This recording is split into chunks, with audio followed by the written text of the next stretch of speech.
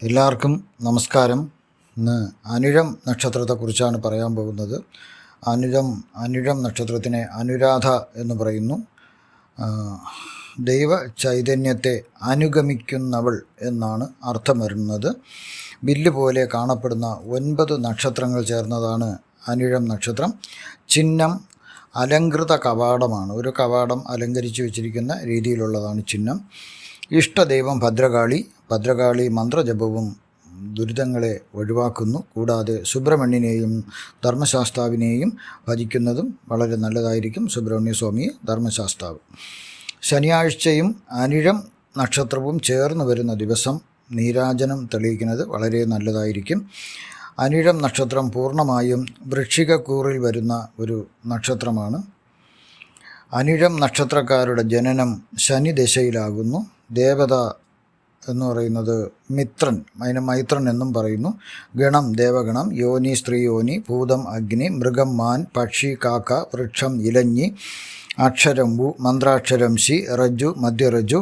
വേദം എന്ന് പറഞ്ഞത് കടീവേദത്തിലാണ് പറയണത്. വേദനക്ഷത്രം ഭരണി, അനുജന്മ നക്ഷത്രം ഉത്രട്ടാതി, ത്രിജന്മ നക്ഷത്രം പൂയം, ജാതി അനുലോപം, ഗോത്രം അങ്കിരസ്, നാഡി മധ്യപാർശ്വനാഡി, അഷ്ടദിക് ദേവത ബ്രാഹ്മി, ഈശ്വരൻ ശനീശ്വരൻ. അനിഴം നക്ഷത്രക്കാർക്ക് ഈശ്വര കൃപ ഉണ്ടായിരിക്കും.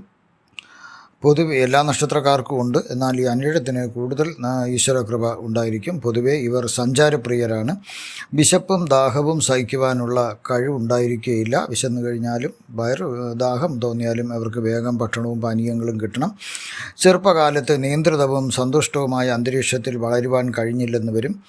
വൈകാരികമായ സ്ഥൈര്യം കുറവാണെങ്കിലും ചുറുചുറുക്കോടും ദൃഢനിശ്ചയത്തോടും അല്പം അധികാരഗർവോടും കൂടി ഇവർ പ്രവർത്തിക്കും.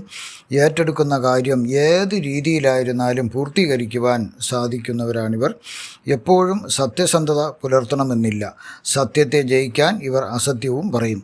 സ്വാതന്ത്ര്യബോധം ക്രാന്തദർശിത്വവും ഉള്ളവരായിരിക്കും. ഇവർ സുഹൃത്തുക്കളുടെ സഹായത്തോടെ ഉന്നത നിലയിൽ അവരെത്തിച്ചേരും. എപ്പോഴും ഔദാര്യവും സേവന താല്പര്യവും ഉള്ളവരാണിവർ. പല കാര്യങ്ങളും ഒരേ സമയത്ത് ചെയ്ത് തീർക്കാൻ ശ്രമിക്കുന്നവരാണിവർ. ഇതൊരു ന്യൂനതയാണ്. ചിലപ്പോൾ 2 കാര്യങ്ങളും കൃത്യസമയത്ത് പൂർത്തീകരിക്കാൻ സാധിക്കില്ലാത്തൊരവസ്ഥ വന്നേക്കാം. ഈശ്വരഭക്തരും കലാപ്രേമികളുമായിരിക്കും ഇവർ. സാധാരണ സ്വന്തം വീട് വിട്ട് വേറെ സ്ഥലത്തോ വേറെ വീട്ടിലോ താമസിക്കുന്നവരാണിവർ. പാചകകലയിൽ മിടുക്കരാണിവർ. നല്ല രീതിയിൽ രുചികരമായ ഭക്ഷണമുണ്ടാക്കാനുള്ള വിദ്യകൾ ഇവർക്ക് ജന്മന ഉണ്ടാകും. വിദേശവാസം നടത്തി അവിടെ ജീവിക്കുന്നവരാണ് ഭൂരിഭാഗം അനിഴം നക്ഷത്രക്കാരും. സ്വന്തം ജനങ്ങളെ സ്നേഹിക്കുന്നവരും അവരുടെ നന്മയ്ക്ക് വേണ്ടിയിട്ട് ശ്രമിക്കുന്നവരുമാകാം. ഇനി അനിഴം നക്ഷത്രക്കാരുടെ തൊഴിൽ ഖനന മേഖലയാണ് ഇവർക്ക്. എന്തും ഖനനം ചെയ്യാൻ വേണ്ടിയുള്ള ഒരു മേഖല അവർക്ക് വളരെ ഇതായിരിക്കും.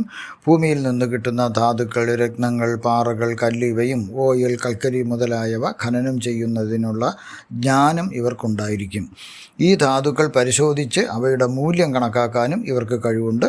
ട്രാൻസ്മിഷൻ മേഖല, ഇരുമ്പ്, സ്റ്റീൽ എന്നിവയുമായി ബന്ധപ്പെട്ട ജോലി, അവയുടെ വ്യാപാരം, ക്രിമിനൽ അഭിഭാഷകൻ, മനഃശാസ്ത്രജ്ഞൻ, മറ്റു മേഖലയിലെ ശാസ്ത്രജ്ഞൻ, കൗൺസിലർ, ന്യൂമറോളജിസ്റ്റ്, സ്റ്റാറ്റിസ്റ്റീഷ്യൻ, പിന്നെ ജനസ്ഥിതി വിവരങ്ങൾ കണക്കിലെടുക്കുന്നതിനും അത് ഒരുള്ള വിവരാവകാശ നിയമത്തിൽ പ്രവർത്തിക്കുന്നതിനും ഇവർക്ക് ഇതുണ്ടായിരിക്കും. പിന്നെ ഫോട്ടോഗ്രാഫറാണ്. വിഷ്വൽ മീഡിയ ഇവർക്ക് വശമാണ്. അതുപോലെ ഗ്രാഫിക് ഡിസൈനറായിട്ടും ചെയ്യാം. എന്നീ ധാരാളം മേഖലകളിൽ ഇവർക്ക് പ്രയത്നിക്കാനും അതുവഴി ലോകം അറിയപ്പെടുവാനും ധാരാളം പണം, പ്രശസ്തി എന്നിവ നേടാനും ഇവർക്ക് കഴിയും. അതിനാലാണ് ഈ നക്ഷത്രം ദൈവാനുഗ്രഹമുള്ള നക്ഷത്രമെന്ന് പറയുന്നത്. അനിഴം നക്ഷത്രക്കാരുടെ ഭാഗ്യവർണ്ണങ്ങൾ ചുവപ്പ്, ഓറഞ്ച് എന്നീ നിറങ്ങളാണ്. ഇൻ്റർവ്യൂവിന്, മത്സര പരീക്ഷ, മറ്റോ പ്രധാന മീറ്റിങ്ങുകളിലോ മറ്റു പ്രധാന കാര്യസാധ്യത്തിന് പോകുമ്പോഴോ ഈ വർണ്ണത്തിലുള്ള വസ്ത്രങ്ങൾ ധരിക്കുന്നത് ഭാഗ്യം നൽകുന്നു. ഇനി അനിഴം നക്ഷത്രക്കാരുടെ ഭാഗ്യരത്നങ്ങൾ ഇന്ദ്രനീലമാണ്. ഇവരുടെ ഭാഗ്യരത്നം. അനിഴം നക്ഷത്രക്കാർ ശനിദശയിൽ ജനിക്കുന്നു. ദശാനാഥൻ്റെ, അതായത് ശനീശ്വരൻ്റെ സ്വാധീനമുള്ള നക്ഷത്രമാണ് ഇന്ദ്രനീലം. ബ്ലൂ സഫയർ എന്നും പറയുന്നു. ഇതിൻ്റെ ഉപരത്നങ്ങളായ ബെല്യൂ സ്റ്റാർ സഫയർ, അയോലെറ്റ്സ്, അമീത്തീസ്, ബ്ലൂ ടോപ്പാസ്, ലിപ്പീസ് ലസുലി എന്നീ ഉപരത്നങ്ങളും ഉപയോഗിക്കാം. മിനിമം 2 കാരറ്റെങ്കിലും തൂക്കം ഈ രത്നങ്ങൾക്ക് വേണം. മോതിരത്തിൽ ഘടിപ്പിച്ച് വലതു കൈയിലെ നടുവിരലിൽ ധരിക്കാം. പൂജാദികൾ ചെയ്ത് ശുദ്ധി വരുത്തി വേണം ഇത് ധരിക്കുന്നതിന്. ശനിയാഴ്ച സൂര്യോദയം കഴിഞ്ഞിട്ട് 1 മണിക്കൂറിനുള്ളിൽ ഈ രത്നം ധരിക്കണം. ശനിക്ക് ചൊവ്വയുമായോ സൂര്യനുമായോ യോഗമോ ദൃഷ്ടിയോ ഉള്ളവർ ഈ രത്നം ധരിക്കരുത്. പ്രധാനമായിട്ട് ഒരിക്കൽ കൂടി പറയാം, ശനിക്ക് ചൊവ്വയുമായോ സൂര്യനുമായോ യോഗദൃഷ്ടി ഉള്ളവർ ഈ രത്നം ധരിക്കരുത്. തിരുവാതിര, ചോതി, ചതയം ഈ ദിവസങ്ങളിലും ധരിച്ചു തുടങ്ങാം. മകരം, കുംഭം, ഇടവം, തുലാം എന്നീ ലഗ്നക്കാർക്ക് ഈ രത്നം ധരിക്കാവുന്നതാണ്. ഇപ്പം വേറെ ഇതിലുള്ള ആൾക്കാരായാലും മകരം, കുംഭം, ഇടവം ലഗ്നം വരുന്ന ആൾക്കാർക്കും ഇത് ധരിക്കാവുന്നതാണ്. ഇനി രുദ്രാക്ഷം ധരിക്കാൻ ഇപ്പോൾ ഏത് ദശയാണ് നടക്കുന്നത് ആ ദശാനാഥൻ്റെ സ്വാധീനമുള്ള രുദ്രാക്ഷം ധരിക്കാം. എല്ലാവർക്കും 5 മുഖമുള്ള രുദ്രാക്ഷം ധരിക്കുന്നതിന് കുഴപ്പങ്ങളൊന്നുമില്ല. അത് വെള്ളി നൂലിൽ കെട്ടിയോ സ്വർണത്തിലോ ഒക്കെ വെച്ച് ധരിക്കാവുന്നതാണ്. ഒരു സൂര്യദശയാണ് നടക്കണമെങ്കിൽ 1 മുഖം, ചന്ദ്രദശ 2 മുഖം, കുജദശ 3 മുഖം, ബുധദശ 4 മുഖം, ഗുരുദശ 5 മുഖം, ശുക്രദശ 6 മുഖം, ശനിദശ 7 മുഖം, രാഹുർ ദശ നടക്കണമെങ്കിൽ 8 മുഖം, കേതു ദശയിൽ 9 മുഖവും ധരിക്കാം. ഇനി എല്ലാ ഗ്രഹത്തിൻ്റെയും സ്വാധീനം വേണമെന്ന് ആഗ്രഹമുള്ളവർ 10 മുഖമുള്ള രുദ്രാക്ഷം ധരിക്കാം. 11 മുഖത്തിൽ മുകളിലോട്ടുള്ള രുദ്രാക്ഷങ്ങൾ ധരിക്കുന്നത് പ്രത്യേക കാര്യസാധ്യത്തിനാകുന്നു. പിന്നെ ഗൗരീശങ്കരം, ഗർഭജ്യോതി, ത്രിചൂതി എന്നീ അതിവിശിഷ്ട രുദ്രാക്ഷങ്ങളും ധരിക്കാം.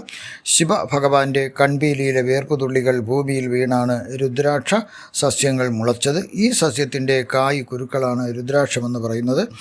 രുദ്രാക്ഷം ധരിക്കുന്നവർ ശിവഭക്തരാകണം, വിഭൂതി അണിയണം. ഇവർ മരിച്ചു കഴിഞ്ഞാൽ ശിവലോകത്തേക്ക് പോകും എന്നു പറയുന്നു. നിങ്ങൾക്കുള്ള ജ്യോതിഷപരമായതും പൂജാപരമായതും വാസ്തുപരമായതും രത്നധാരണപരമായതും രുദ്രാക്ഷധാരണത്തിനുമുള്ള സംശയങ്ങൾ മാറുന്നതിന് എൻ്റെ വാട്സപ്പിലോ എന്നെയോ ഫോണിലോ വിളിക്കുക. എനിക്കറിയാവുന്ന രീതിയിൽ നിങ്ങൾക്ക് ഉത്തരം നൽകുന്നതാണ്. നന്ദി, നമസ്കാരം.